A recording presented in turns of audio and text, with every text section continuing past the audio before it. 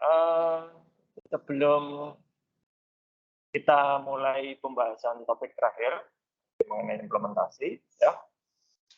Kalau Anda perhatikan di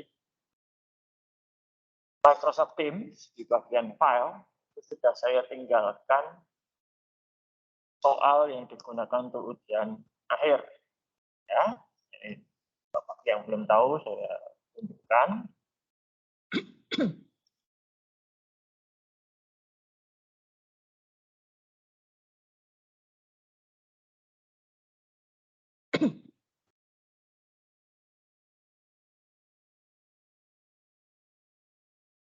Itu ada di bagian file Teams kita ini.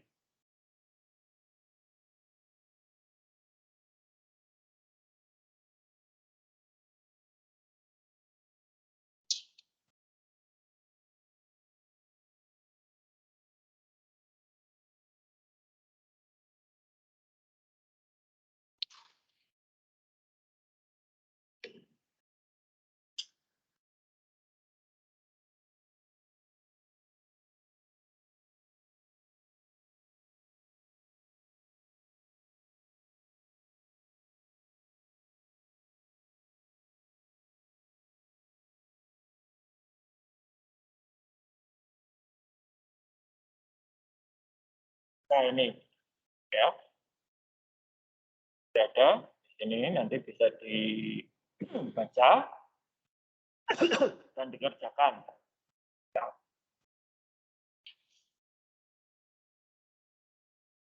Oke, jadi tinggal nanti bisa dibahas dalam kelompok. Ya. Nah, dikumpulkannya melalui situs kuliah. Situs kuliah akan saya buka 24 jam sebelum jadwal ujian. Jadi nanti silakan dilihat jadwal ujiannya kapan. Jadi Anda sudah bisa mulai mengunggah jawabannya 24 jam sebelum jadwal ujian. Jadi tidak usah datang ke kampus untuk presensi. Kelompok yang mengumpulkan sudah saya anggap presensi. Lalu pastikan juga bahwa filenya sudah terunggah. Kalau misalnya gagal terunggah, coba dilihat ukurannya, apakah terlalu besar atau tidak. Saya lupa berapa, tetapi ada batasnya ukuran file yang bisa diunggah itu. Nah, dipastikan itu filenya sudah terunggah. Lalu yang mengunggah satu orang saja, tetapi anggota kelompok yang lain bisa ngecek sudah terunggah atau belum. Dan sebaiknya ceknya sebelum tenggat waktu. Sehingga kalau ada masalah bisa segera diatasi. Ada kemungkinan saya baru akan dapat kepastian besok Sabtu. Nanti pada saat ujian kalian berlangsung itu saya tidak berada di ini dan saya tidak tahu apakah akan ada koneksi internet yang bagus sehingga saya tidak bisa membantu kalau ada permasalahan, ya. Tapi sejauh ini, gini, kalau ada permasalahan bisa disampaikan cepatnya, ya. Saya dan nanti kalau memang perlu saya ambil tindakan, akan saya ambil tindakan. Misalnya dengan mengubah cara bulan atau ada kebijakan tertentu, ya, jika memang ada masalah yang tidak bisa diselesaikan. Tuh. Nah, nanti silakan menghubungi saya melalui chat Microsoft Teams, ya, atau email. Nanti akan saya coba untuk selesaikan.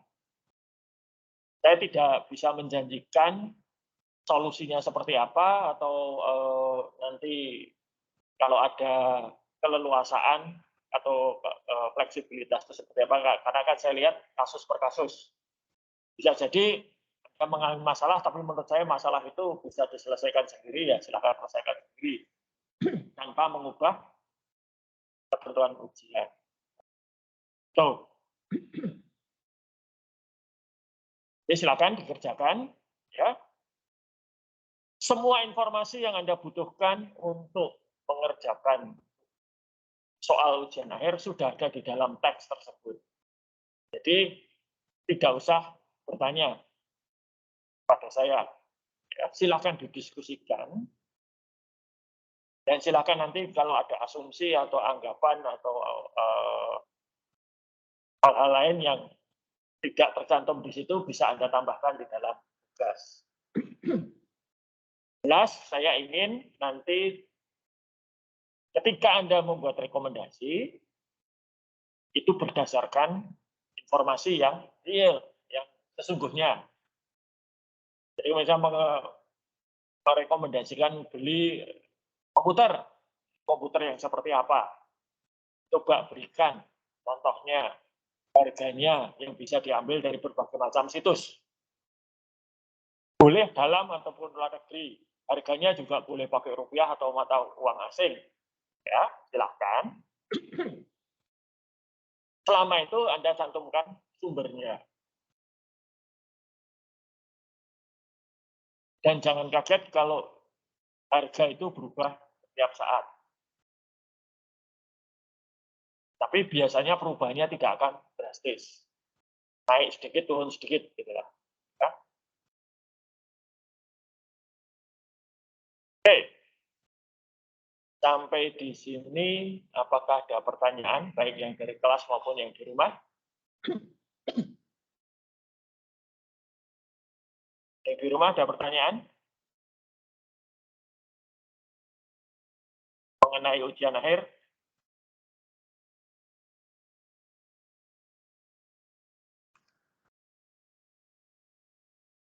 Belum, Pak. Oh, baik.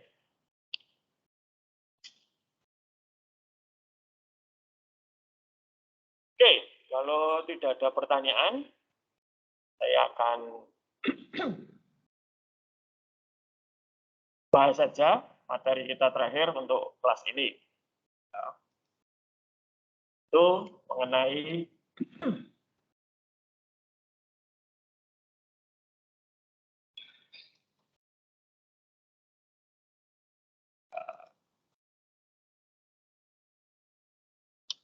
desain, implementasi, dan operasional sistem.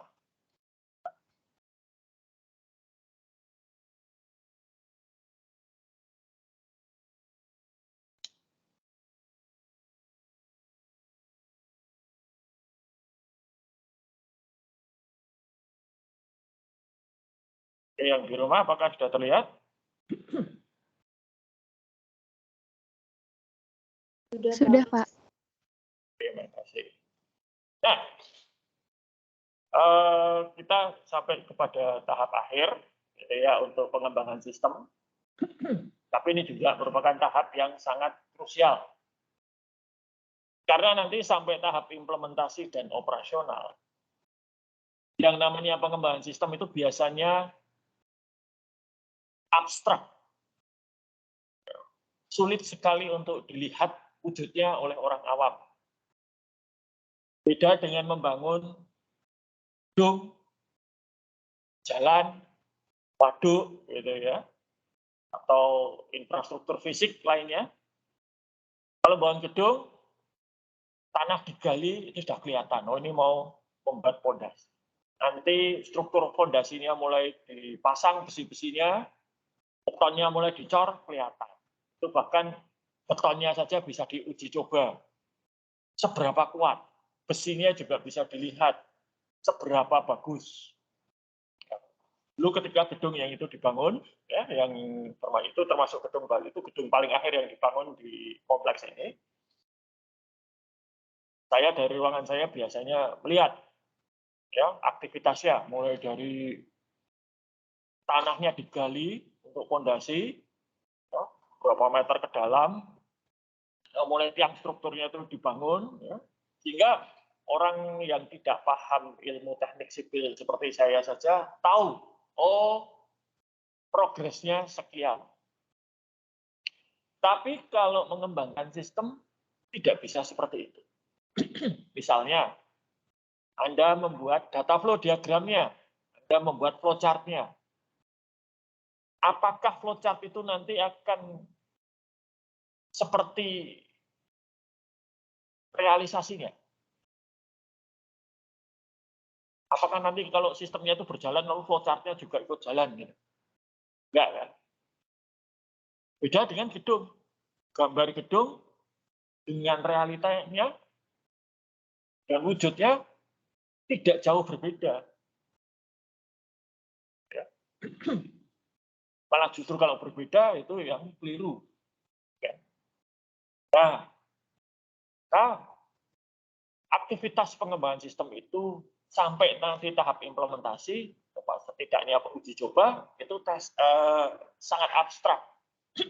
Coding, mengetikkan kode-kode program komputer, itu juga abstrak. Kita tidak bisa melihat bagaimana programnya itu berjalan. Karena banyak sekali dalam pengembangan aplikasi itu, yang ditulis itu adalah hal-hal yang berada di latar belakang, yang tidak kelihatan oleh pengguna biasa. Kalau Anda mengoperasikan mesin ATM misalnya, Anda kan tidak melihat bagaimana proses otentifikasi kartu ATM dan PIN. Ya, mencocokkan identitas yang tertera di dalam kartu ATM dengan PIN, dengan nomor rekening dan lain sebagainya, itu tidak kelihatan. Bagaimana perintah mendebet rekening Anda dan mentransfer misalnya, atau mendebet dan mengeluarkan uang yang Anda tarik, itu juga tidak kelihatan. Tahu-tahu ada suara, uang dihitung, dan kemudian keluar. Oke. Nah, maka dari itu sering sekali, meskipun pengembangan sistemnya itu bisa dicoba, gitu ya, modul-modulnya, itu masih tetap kelihatan abstrak, karena tidak kelihatan apa yang dilakukan. Oke. Nah, jadi kalau kita lihat, ya, kita kemarin itu sebenarnya sampai di sini, desain konseptual. Jadi desain konseptual itu berfokus atau berpusat kepada apa yang seharusnya dilakukan oleh suatu sistem atau fungsi-fungsi utama sebuah sistem. Sistem harus bisa menangani penjualan kredit misalnya. Itu bagaimana caranya? Sistem harus bisa menerima pembayaran non-tunai. Itu bagaimana caranya? Perkara nanti pembayaran non-tunai itu fisiknya seperti apa, aslinya seperti apa, itu nanti. Nah, sekarang kita masuk ke dalam desain secara fisik.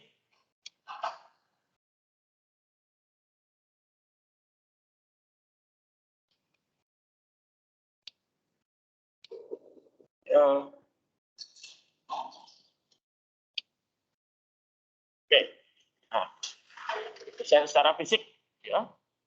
Yang didesain itu apa? Pertama, output-nya atau keluarannya, laporan-laporannya.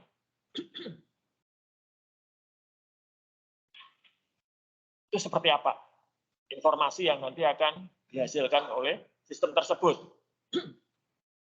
Misalnya, sorry,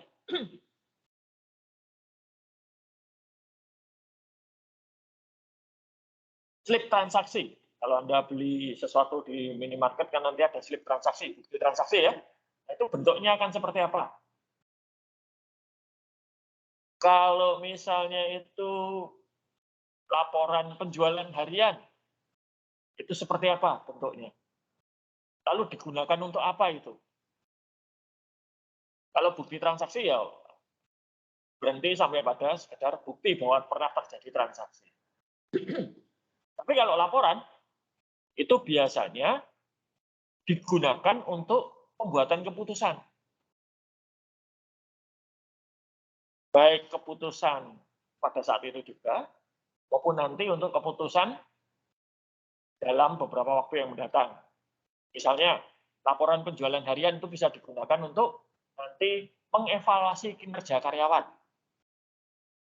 Laporan persediaan itu bisa digunakan untuk menghitung nanti bulan depan butuhnya berapa, beli berapa, dari mana, dan seterusnya.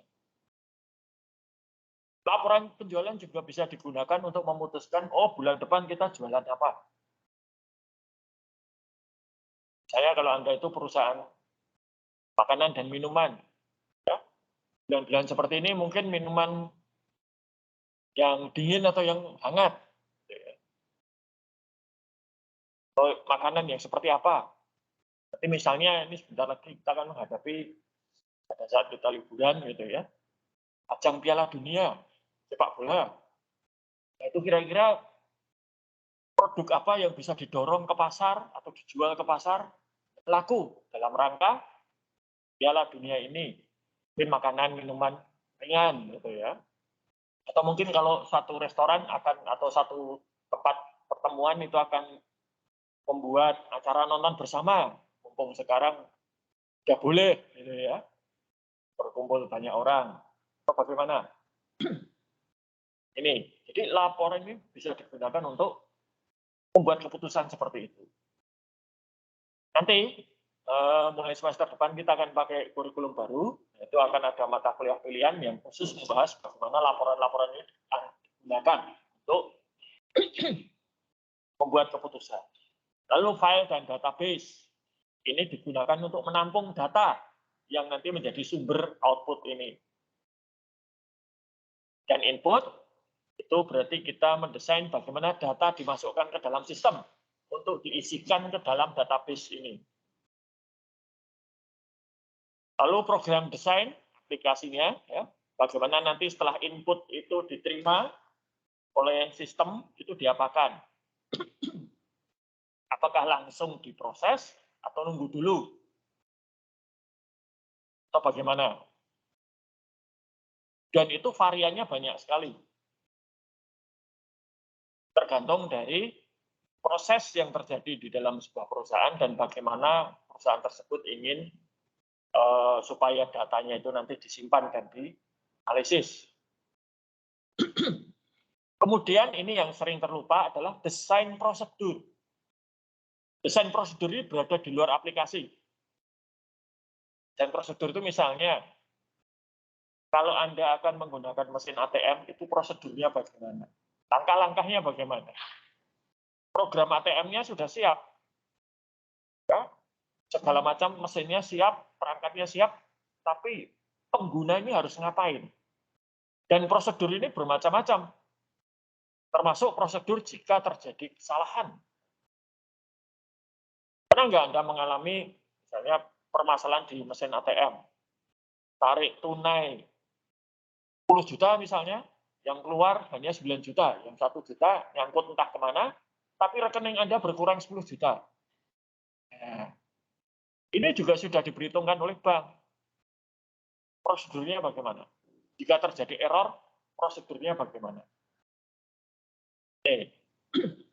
Sistem yang baik itu sudah dirancang dengan prosedur-prosedur yang memperhitungkan berbagai macam kemungkinan. Kan termasuk bencana sekalipun sampai sistemnya hancur, itu juga sudah diperhitungkan. Oke. Lalu yang tidak kalah penting itu adalah desain pengendaliannya. Misalnya, bagaimana cara membatasi, kalau Anda besok pendaftaran kelas itu Anda hanya bisa mengakses data Anda sendiri. Misalnya, bagaimana supaya transaksi di mesin ATM itu aman? Apa yang perlu dilakukan? Pengendalian ini. Kalau transaksi di teller bank, kantor bank, itu pengendaliannya bagaimana? Itu dirancang juga. Dan berbagai macam pengendalian yang sudah Anda pelajari ketika kita belajar pengendalian, kita belajar mengenai situs-situs pengolahan transaksi, itu juga bisa diimplementasikan ke dalam lingkungan berbasis sistem informasi komputer. Ya. Nah, misalnya, Kita lihat mesin ATM dengan PIN. Kalau Anda lihat, perbedaannya Anda bertransaksi di kantor bank dengan di mesin ATM itu kan cukup jauh ya. Kalau di bank, Anda pasti ditanya kartu identitas. Tanda tangan Anda akan dibandingkan dengan spesimen yang dimiliki di bank. Anda mungkin harus masukkan PIN dan lain sebagainya. Tapi bagaimana dengan di ATM? Cukup kartu ATM dan PIN. Nah, apakah kartu ATM dan PIN ini sudah sama amannya dengan tanda tangan, verifikasi identitas, dan lain sebagainya? Tidak. Ya, tidak. Maka kemudian bank menambahkan pengendalian-pengendalian yang lain. Misalnya apa? Pengambilan tunai di kartu ATM itu per hari dibatasi. Ya, dibatasi. Tergantung dari rekening Anda. Saya misalnya punya anak saya itu hanya dibatasi 1 juta rupiah per hari. Meskipun rekeningnya tidak sampai 1 juta rupiah. Milik saya itu dibatasi 10 juta rupiah. Dan itu sudah termasuk tarik tunai, transfer, bayar tagihan, dan lain sebagainya. Per hari. Tapi kalau nasabah lain yang uangnya lebih banyak, mungkin batas transaksinya lebih besar. Nah, namun kalau Anda datang ke kantor bank dengan verifikasi tanda tangan, identitas diri, dan segala macam yang lain, itu batas transaksinya bisa jauh lebih besar. Sebatas saldo yang ada di rekening Anda. Tuh. Maka kalau banyak pengusaha itu, kalau transfer dan lain sebagainya, datang ke bank. Karena kalau lewat mesin ATM terbatas. Tuh. Ini pengendalian. Artinya, bank itu sudah tahu kalau hanya kartu ATM dan PIN itu jelas tidak sebagus kalau verifikasi tanda tangan, lihat wajah, lihat kartu identitas itu ya, itu nggak seaman itu pasti.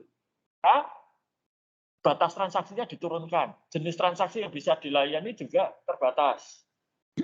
Sehingga kalaupun pengendalian ini bobol, kartu ATM Anda dicuri orang, PIN-nya juga ikut tercuri, itu kerugiannya tidak akan besar.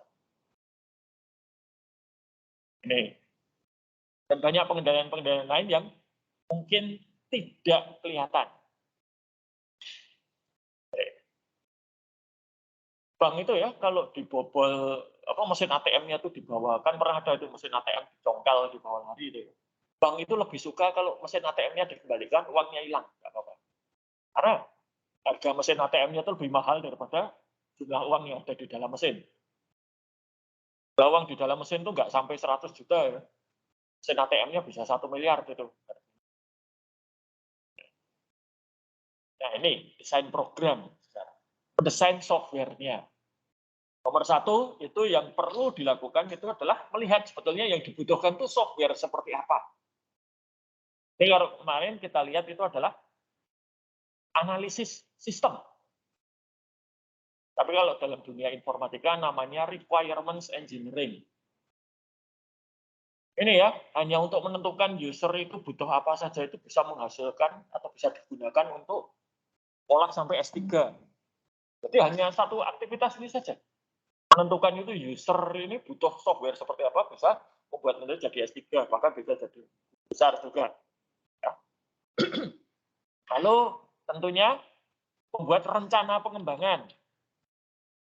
Ini ya, ini ciri khas dari organisasi yang baik. Itu adalah segala sesuatunya itu direncanakan. Dalam bisnis juga ada rencana. Rencana ini bisa jangka pendek, bisa jangka panjang, bisa strategis yang bertahun-tahun. Dan menuliskan kode programnya, menguji coba programnya. Nah, salah satu kelemahan besar dari programmer awal yang terutama yang belum berpengalaman itu adalah dokumentasi. Dokumentasi itu menjelaskan kode yang dituliskannya itu melakukan apa. Ini kode ini untuk apa, melakukan apa, inputnya apa, dari mana, outputnya apa, kemana. Itu harus dijelaskan. Dan itu banyak sekali yang malas menuliskannya. Hal ini penting. Dicoba, didokumentasikan gitu ya. Dan kalau sudah selesai nanti pengguna dilatih untuk menggunakan aplikasi tersebut. dan menginstal sistem. Ya, kalau ada software baru ya diinstal, kalau ada hardware baru diinstal, dan kemudian baru menggunakan dan memodifikasi sistem jika diperlukan. Oke. Nah, tahapan kritis berikutnya itu adalah implementasi. Apa yang sudah dikerjakan, apa yang sudah dibuat, itu harus diimplementasikan, diterapkan.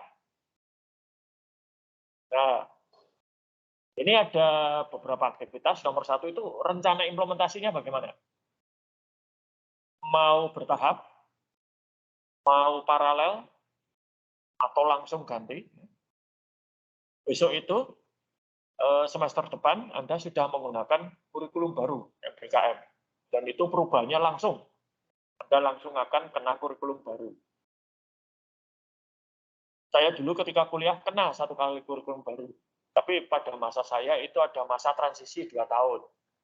Jadi kalau saya dalam 2 tahun itu bisa lulus, saya pakai kurikulum lama.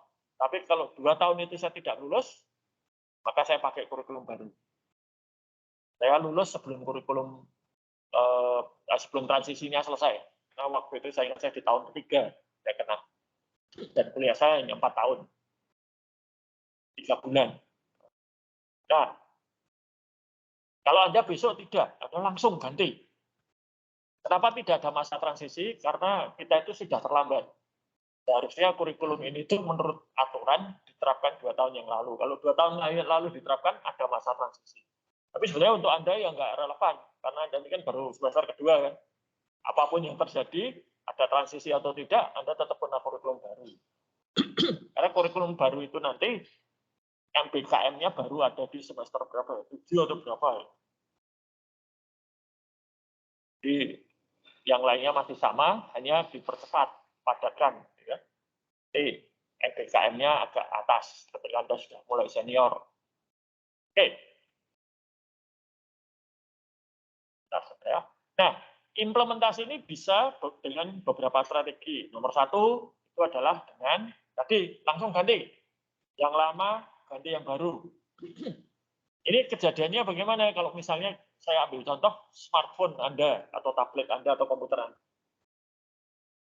Ada yang pernah jambretan handphone di sini atau handphonenya dicuri? Saya pernah. Itu sedang naik bajai di daerah Menteng di Jakarta ya. Ambil WA ya, tahu-tahu ada tangan masuk ke dalam bajai dan saya diikat orang. Nah,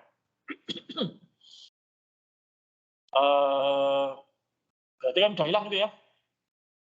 Harus ganti baru kan. Nah, udah harus ganti baru. Anda bisa bayangkan, ganti baru itu langsung. Yang lama nggak bisa dipakai, entah karena rusak atau hilang. Repotnya bagaimana? Sama seperti ketika Anda pertama kali pakai smartphone mungkin. Atau bahkan lebih repot. Kenapa? Saya harus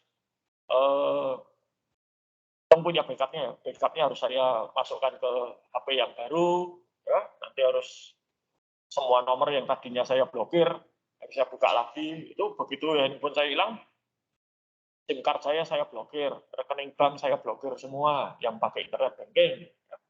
Itu harus dibukai satu-satu.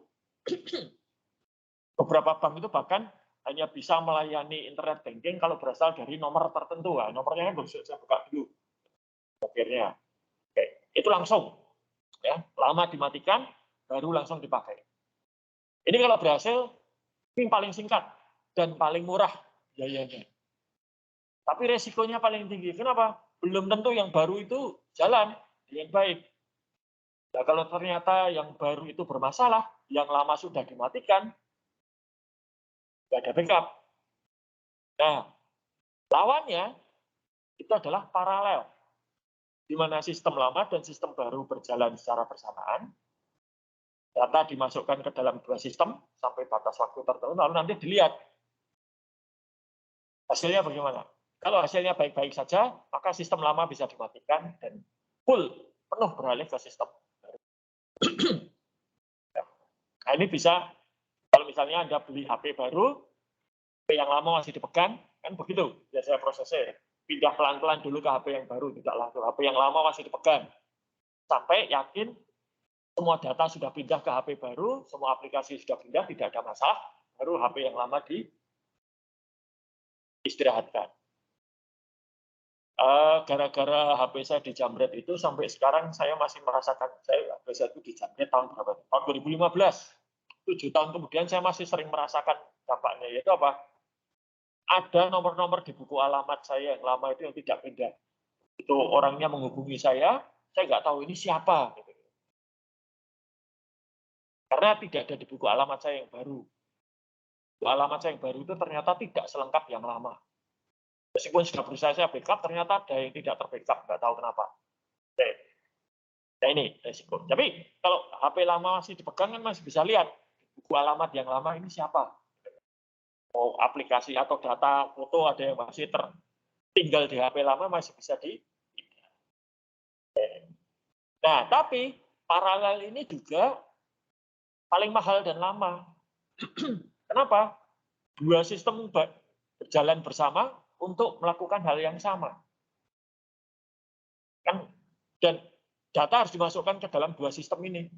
Yang lama tetap jalan, yang baru jalan sendiri. Nah, kemudian ada kompromi atau campuran dari dua strategi ini. Yang pertama itu adalah pilot project. Tidak seluruh organisasi ini yang diinstal sistem baru, tapi pilih satu divisi atau satu cabang gitu ya, yang dianggap ideal untuk implementasi. Dulu ketika katalognya pemerintah Indonesia yang saya ikut garap itu akan diimplementasikan, itu namanya katalog lokal untuk pemerintah daerah, ya. Opsinya banyak, tapi akhirnya dipilih itu adalah Kota Yogyakarta, Provinsi Gorontalo, dan Kabupaten Badung, Bali. Kenapa? Karena tiga itu yang penerapan pengadaan barang dan jasanya terbaik, tertib terbaik, maka tiga-tiganya itu yang dipakai sebagai pilot. Kalau di situ sukses, berarti kemudian bisa diterapkan di tempat lain. Tapi kalau di situ gagal, bisa dipelajari kegagalannya kenapa. Dan kalaupun gagal, itu dampaknya tidak akan besar, karena hanya satu unit saja. Oke. Kemudian, yang lain itu adalah moduler, implementasi moduler. Artinya kalau satu aplikasi utuh itu tidak semua. Mungkin dimulai dari penjualan dulu.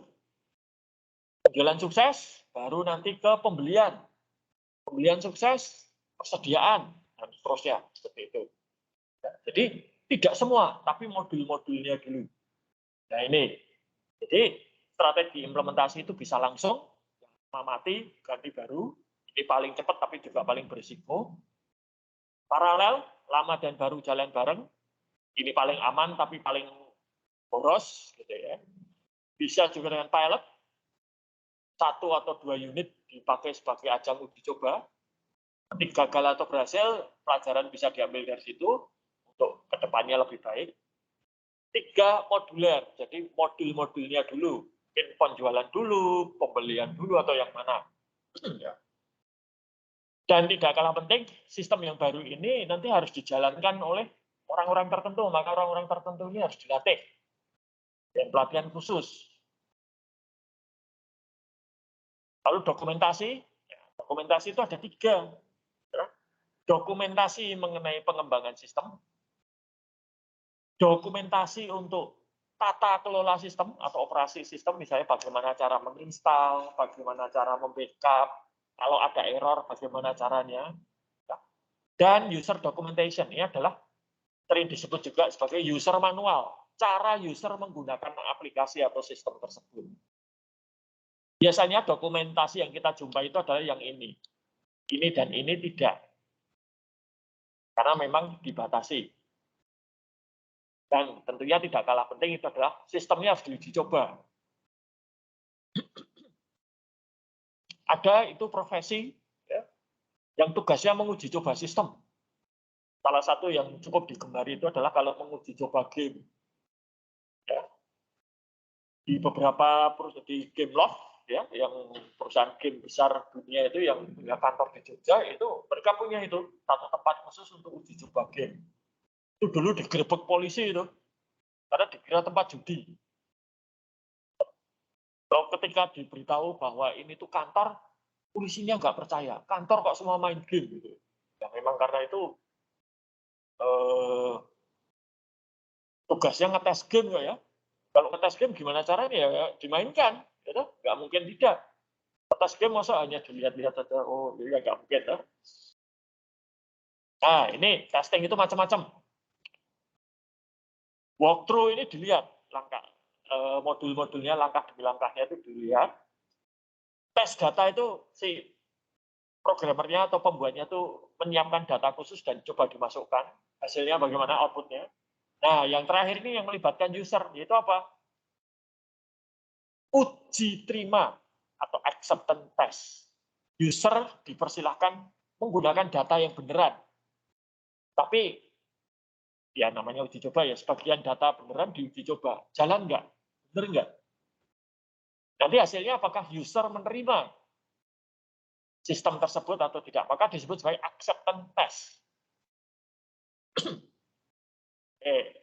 Ini tadi ya konversi, sudah saya sebutkan, langsung paralel, phase in, ataupun pilot. Nah, terakhir, setelah sistem diimplementasikan, diuji coba, diimplementasikan selesai, ya maka selesailah tahapan pengembangan sistem, masuk ke dalam tahapan operasional dan perawatan sistem. Lebih dari 80% atau ya mungkin minimal itu 60% masa hidup sistem itu ada di sini. Coba lihat sistem operasi Microsoft. Windows 11. Kapan Windows 11 itu keluar? Dan ini sampai sekarang masih jalan terus, sudah 2 tahun. Seingat saya. Pengembangannya berapa tahun? Mungkin sekitar 3-4 tahun.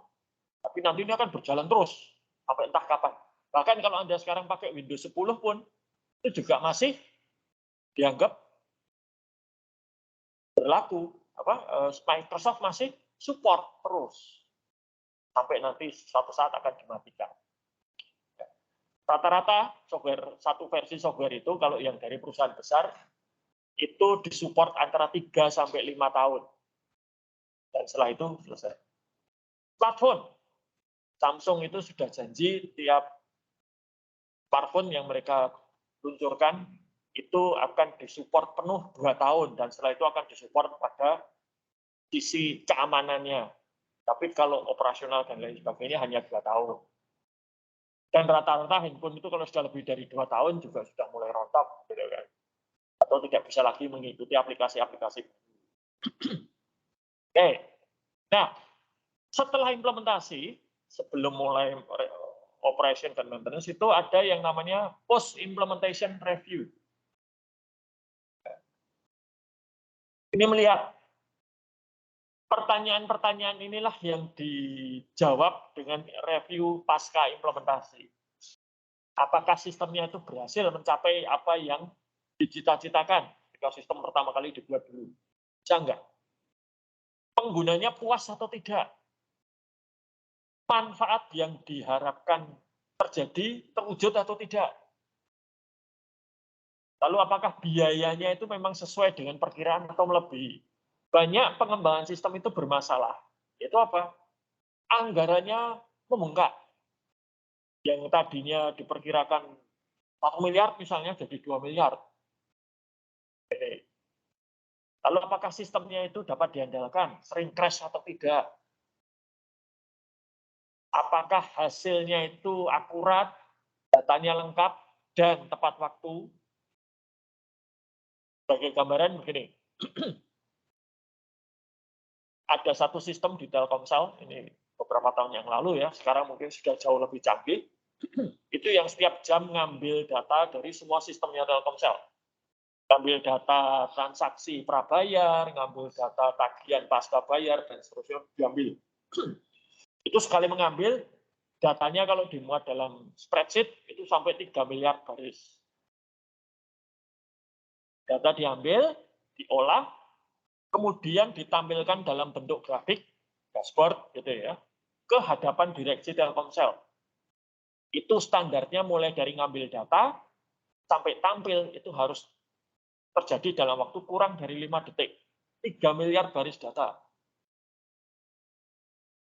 Kurang dari rata-rata waktu itu saya tanya, rata-rata waktu yang mereka butuhkan mulai dari ngambil, mengolah sampai tampil itu 3 detik. Dan itu terjadi tiap jam. Sehingga tiap jam direksi Telkomsel itu bisa melihat perkembangan bisnisnya. Tapi jam 10 dengan jam 11 bagaimana? Ada bedanya enggak? Nah, ini. Jadi timely basis itu bukan hanya hitungannya harian atau mingguan, tapi bahkan sampai pada detik dan jam. Bayangkan, ini kalau terjadi pada bursa efek, pasar saham, informasinya itu bahkan mili detik pun berpengaruh. Maka ketepatan waktu itu menjadi sangat krusial. Maka kalau Anda lihat, banyak perusahaan-perusahaan pialang itu yang buka kantornya pada gedung yang sama dengan gedung BI. Supaya apa? Koneksinya cepat. Kalau Anda ke SCBD Sudirman sana, di situ tuh koneksi internet paling cepat se-Indonesia sepertinya ada di situ. Oke. Lalu apakah sistemnya kompatibel dengan sistem lama yang sudah ada? Bisa menjaga dari error, fraud, atau orang lain yang masuk tanpa izin atau tidak. Kalau ada error, prosedur penanganannya bagaimana? Error itu tidak terhindarkan ya. Error dalam satu sistem itu pasti akan terjadi. Dan bahkan sudah diuji coba pun secara komprehensif, ya, itu tetap saja error akan muncul. Kenapa? Faktor manusianya. Faktor manusianya. Maka harus ada tadi prosedur. Kalau terjadi kesalahan bagaimana? Seringan Anda jumpai, atau mungkin Anda pernah dengar cerita, orang salah transfer. Ini yang murni ya, murni kesalahan, bukan tujuannya menipu atau apa. Orang salah transfer bisa. Baik salah nomor rekening, maupun salah jumlah. Salah waktu juga bisa. Ya. Beberapa semester yang lalu, masih dalam masa pandemi, itu bahkan mahasiswa, salah satu mahasiswa di kelas saya berkeluh kesah tidak bisa mengumpulkan tugas untuk presensi. Itu nih ya, tugas presensi. Karena katanya sudah ditolak oleh Microsoft Teams. Saya bingung. Anak ini itu lapornya jam setengah 12. Ya, 11.30. Padahal tenggat waktunya itu jam 1 siang. Setengah 1. Jadi masih ada 1 jam. Ya, saya bingung. Bisa gitu kan. Saya lihat di Microsoft Teams saya masih baik-baik saja. Teman-temannya yang lain juga kumpulkan lancar. Ya, ternyata masalahnya itu adalah, kemudian setelah lewat sehari itu saya baru sadar masalahnya apa. Mahasiswa saya ini ada di Palu, kota Palu. Waktu Indonesia Tengah. Jadi kalau di jam komputer dia, setengah 12 waktu Indonesia Barat itu sudah setengah 1. Tolak oleh Microsoft Teams yang ada di komputer dia. Nah, ya itu adalah satu permasalahan yang tidak pernah terpikirkan oleh saya sebelumnya. Bertahun-tahun saya tuh sudah mulai pakai sistem pengumpulan tugas elektronik. Bahkan ujian itu dikumpulkan secara elektronik sudah dari tahun 2007. Jadi sudah lebih 10 tahun ya. Tapi saya tidak pernah mengalami masalah itu. Kenapa? Ya karena semua mahasiswa saya dulu sebelum pandemi selalu ada di Jogja. Waktu Indonesia Barat. Tidak ada masalah dengan waktu. Zona waktu. Tapi begitu kita pandemi, mahasiswa pulang ke daerah masing-masing, jadi masalah. Ya, semenjak itu kemudian saya berikan warning ya bagi mahasiswa yang ikut kuliah saya online, tapi tinggal di waktu Indonesia Tengah atau Timur, tolong disesuaikan jamnya, gitu ya, supaya kejadian itu tidak terulang lagi.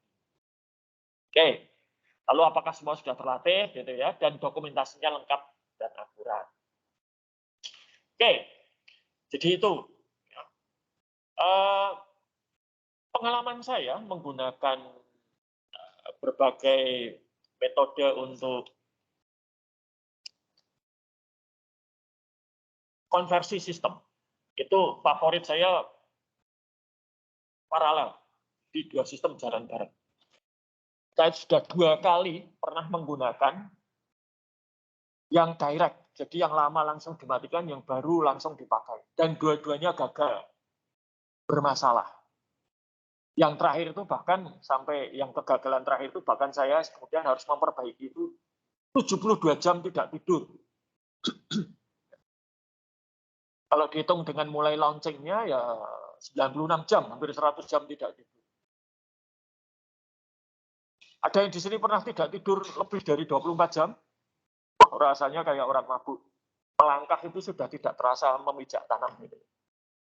Maka kalau Anda lihat aturan lalu lintas itu ya, mengapa orang mengantuk itu tidak boleh nyetir atau mengemudikan kendaraan, itu karena reaksinya sama seperti orang mabuk. Saya itu pernah mabuk.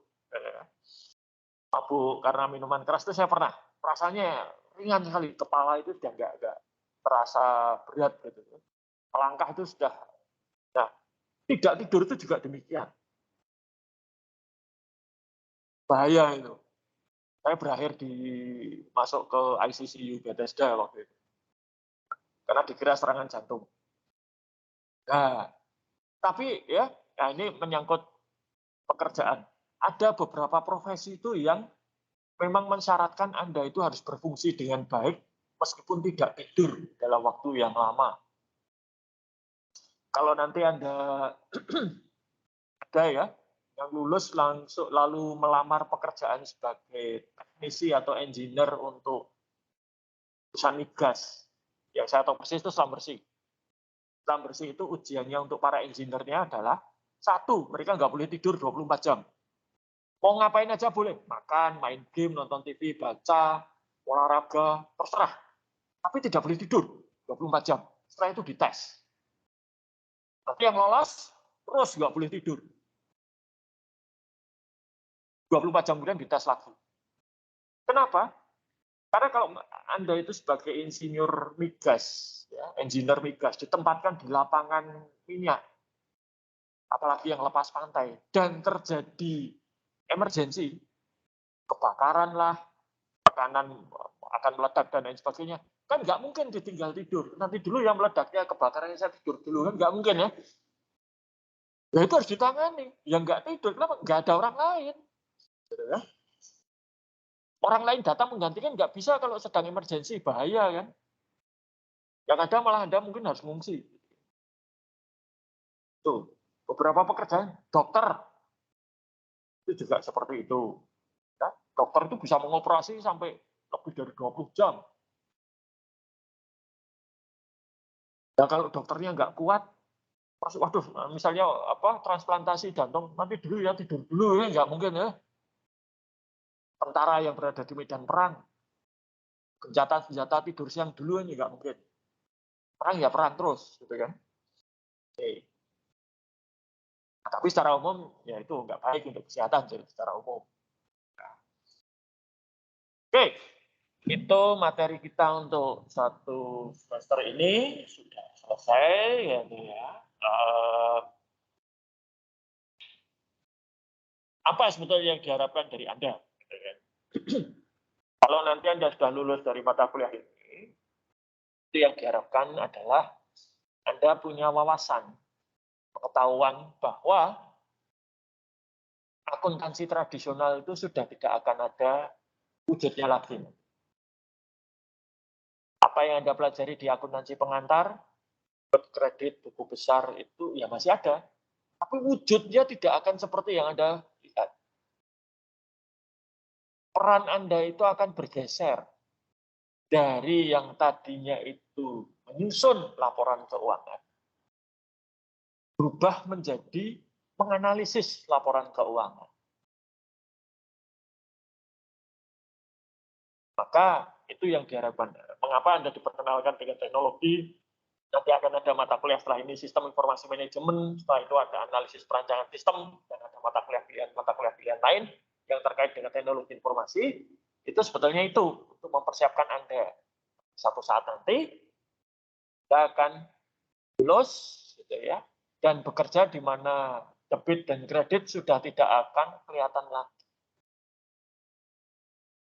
Di mana laporan keuangan itu dipersiapkan oleh komputer, bukan oleh manusia. Dan saya tidak tahu apakah nanti akan bisa terwujud atau tidak, tetapi laporan keuangan itu tidak harus nunggu tahun penuh, gitu ya. Setiap saat dibutuhkan laporan keuangan itu bisa dihasilkan. Toh prakteknya ya, di banyak perusahaan itu tiap bulan sudah kelihatan kok.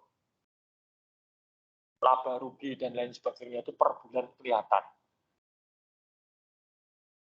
Kalau Anda tahu dalam siklus pendapatan kan Anda bisa tahu pendapatan 1 bulan. Dalam siklus pengeluaran Anda tahu pengeluaran Anda 1 bulan. Kan bisa dibuat laporan keuangannya. Posisi aset dalam 1 bulan berubah tidak. Neraca ya, rugi labanya 1 bulan bagaimana bisa kelihatan. Nah, jadi mungkin nanti akuntansi itu akan berubah. Saya nggak tahu berubahnya seperti apa ya di luar ini nanti. Tapi setidaknya Anda sudah dipersiapkan. Ya, nah itu harapannya. Oke, kalau tidak ada, ya saya kira itu saja untuk pertemuan kali ini. Ya, semoga sukses dengan semua ujian akhir Anda. Dan sampai jumpa pada mata kuliah yang lain. Saya tidak berharap Anda mengulang. Oke, dan semoga sukses. Selamat pagi.